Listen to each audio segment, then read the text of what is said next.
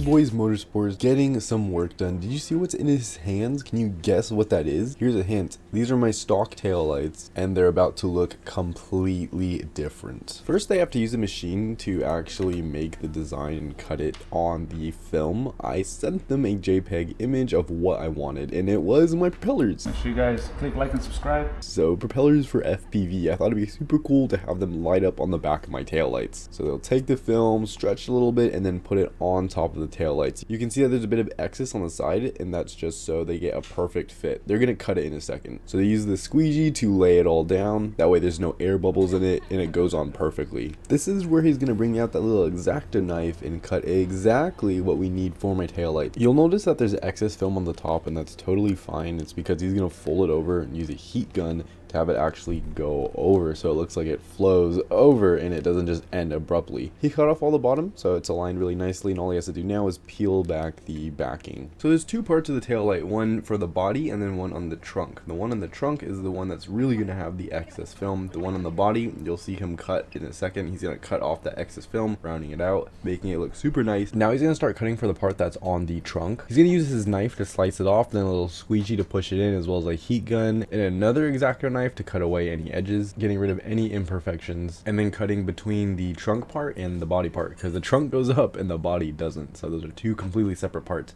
He's then going to squeegee it in the middle to make sure it lays flat in the middle as well. Using the heat gun to press down the film also helps. This is what it looks like without light. I think it's pretty menacing.